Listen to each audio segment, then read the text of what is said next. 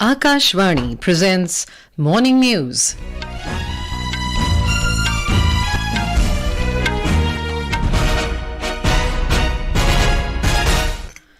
Good morning. I am Meenakshi Sant. The headlines.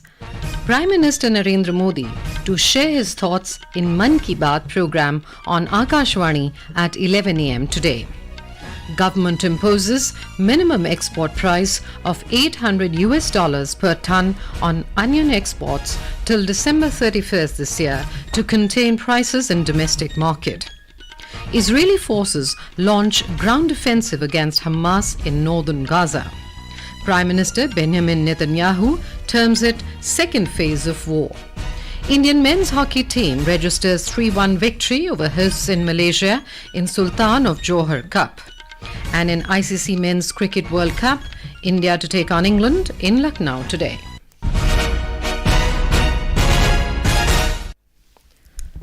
Prime Minister Narendra Modi will share his thoughts with the people of the country and abroad in the Mann Ki Baat program on Akashvani at 11 a.m. today. It will be the 106th episode of the monthly radio program. The program will be broadcast on the entire network of Akashvani and Doordarshan, the Akashvani website, and the News on AIR mobile app. It will also be live streamed on the YouTube channels of the Akashvani, DD News, PMO, and Information and Broadcasting Ministry. Akashvani will broadcast the program in regional languages immediately after the Hindi broadcast.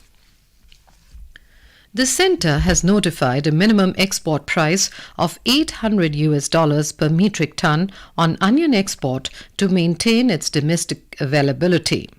This will be in effect from today and will remain into force till 31st of December this year. In a statement, Ministry of Consumer Affairs, Food and Public Distribution said that the measure has been taken to maintain sufficient availability of onion to domestic consumers at affordable prices. In addition to it, the government has also announced the procurement of additional 2 lakh tonnes of onion for the buffer over and above the 5 lakh tonnes already procured. Filing of nominations for assembly elections in Madhya Pradesh will end tomorrow. The state will go to polls on the 17th of November, while counting of votes will be taken up on the 3rd of December. BJP is initiating an innovative method of campaigning today named Callathon. More from our correspondent. In the BJP's Callathon campaign, more than 250 NRIs from 21 countries will call 20,000 voters today and seek support for BJP candidates. The Callathon is being organized by the BJP Foreign Department under the name Vote for MP. At the same time, Congress General Secretary Priyanka Gandhi is leading the Congress campaign, while the SP, BSP, Janata Dal and Aam Aadmi Party have started campaigning separately, taking a different path from Congress. Meanwhile, cash and material worth more than 150 crore rupees have been seized in the state so far. Sanjeev Sharma, Akashvani News, Bhopal.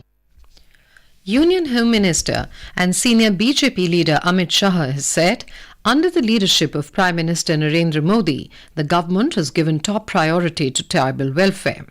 He was addressing a rally in Junardev in Chhindwara district of Madhya Pradesh yesterday. Describing various steps taken by the government for the welfare of tribal communities, he said that earlier there were talks of water, forest and land.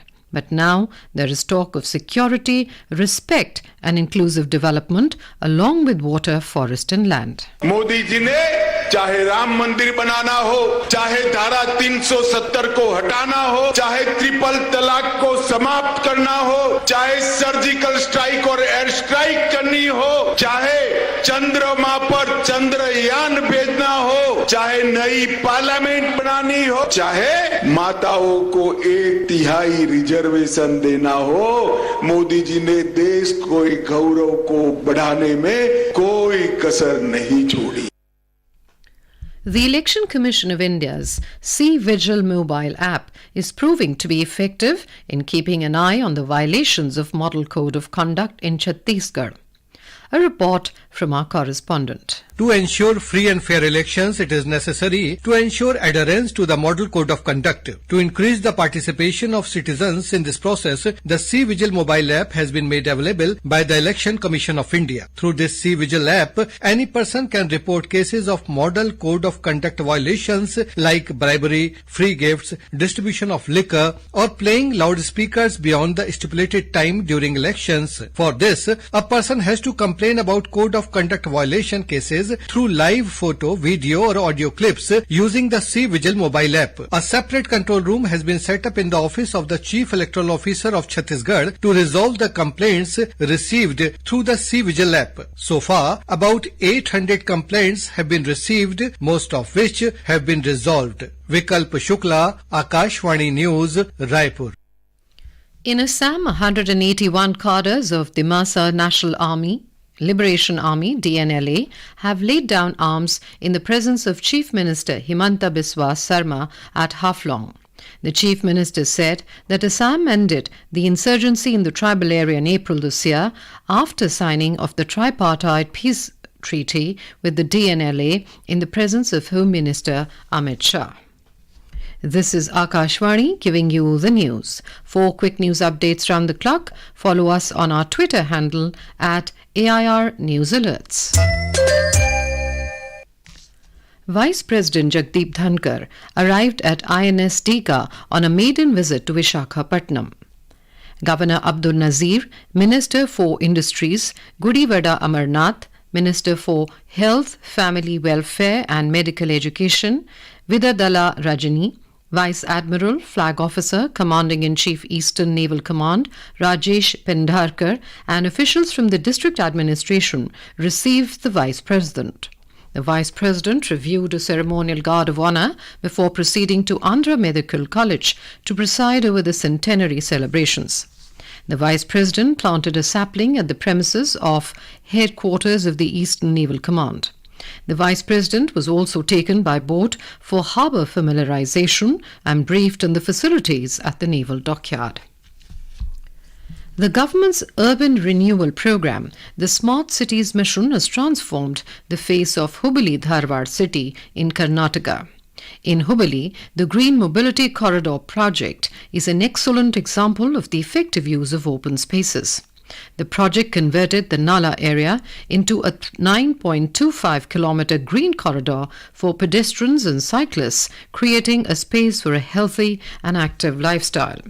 Talking to Akashvani News, Managing Director of Hubballi-Dharwad Smart City Mission Limited, Rudresh Ghali said that small parks along the corridor provide a recreational spot for citizens. This is a unique thing where you have amenities for all age groups. We have space for children play, we have a space for sports, like we have sports courts, we have food courts, we have an area earmarked for physically handicapped person where they can do some sort of exercise. We have a beautiful landscaping. So to also maintain the quality of water, we have installed aerators. In Jammu and Kashmir, under the centrally sponsored scheme Samagra Shiksha, the Ministry of Education MOE has approved the installation of sanitary pad vending and incinerator machines in more than 1,000 government-run schools of the Union Territory. The installation and commissioning of the sanitary pad vending and incinerator machines will be started soon in 1,025 designated schools of J&K, which were approved during the previous year under the Samagra Shiksha plan. At least 1,025 government schools, including 74 Kasturba Gandhi Balika Vidyalayas, KGBVs, and 951 higher and higher secondary schools were approved by MOE for the installation of these machines under Samagra Shiksha. The concerned officials of Samagra Shiksha, Jammu and Kashmir, have accordingly requested the Chief of Education Officers, CEOs, to instruct the head of institutions, HOIs, of the designated schools to finalize a suitable position and location for mounting the equipment within school premises, along with the availability of 6 ampere AC socket, preferably with uninterrupted power supply. Israeli Defense Forces (IDF) have launched ground offensive against Hamas in northern Gaza, sending in tanks and infantry backed by massive strikes from the air and sea. The Israeli forces released images showing tank columns moving slowly in open areas of Gaza. Israeli Prime Minister Benjamin Netanyahu has said that the ground operation launched by Israeli troops in Gaza is the second stage in a war against Hamas that will be long and difficult. He said every effort will be made to rescue the more than 200 hostages held by Hamas. Mr. Netanyahu said that contacts to secure hostage release are continuing even during the ground operation. Israeli Defense Minister Yoav Gallant said ground offensive against Hamas will continue until a new order. Meanwhile, Hamas's leader in the Gaza Strip, Yahya Sinwar, said it is ready to conduct an immediate prisoner exchange deal that includes the release of all Palestinian prisoners from Israeli jails in exchange for all prisoners held by the Palestinian group. Meanwhile, the Israeli Prime Minister met families of Israelis held hostages by Hamas. Mr. Netanyahu promised to do everything possible to bring them home. In the 11th Sultan of Johor Cup, Indian men's hockey team registered a stunning 3-1 victory against host Malaysia at Johor Bahru in Malaysia yesterday.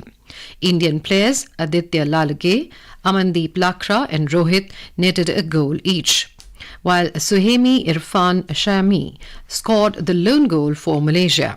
After this win, India sit on top of Pool B in the table. India's opening game ended in a nail-biting 3-3 draw against Pakistan. Now, India will play the next match of the Pool B against New Zealand tomorrow. In the Women's Asian Hockey Championship trophy, India beat Malaysia by 5-0 in their second match at Ranchi, Jharkhand yesterday. India's Vandana Kataria scored 2 goals, while Sangeeta Kumari, Lalre Sami and Pooja netted a goal each. With this victory, India moved to the top of the table with 2 wins in 2 outings. On the other hand, Japan also won both their matches but trailed by goal difference. Earlier, Japan and China registered stunning wins in their matches in Ranchi. Defending champion Japan defeated the 3-time champions and most successful side in the tournament, South Korea, by 4-0. In the next match, China registered a 6-0 win over Thailand. India will now face China tomorrow in their upcoming fixture. In the ICC Men's Cricket World Cup, India will take on England in Lucknow, Uttar Pradesh today. The match will start at 2 p.m. 2 matches were played yesterday. In the first match, Australia defeated New Zealand by 5 runs in Dharamsala, while Netherlands beat Bangladesh by 87 runs in Kolkata. In shooting, Manu Bhaker secured the 11th Paris Olympics quota place for India after finishing 5th in women's 25-meter sports pistol at the Asian Championships in Changwon, Korea yesterday. And now, for a look at today's newspapers, it's over to Subhadra Ramachandran. Thank you, Meenakshi. Most of today's newspapers have covered granting of 51,000 jobs by the Prime Minister. The Sunday Statesman headlines: Job creation is vital for developed India. Modi PM addresses Rozgar Mela after distributing 51 appointment letters. The Asian Age adds, Modi government opened new sectors, referring to creation of new jobs.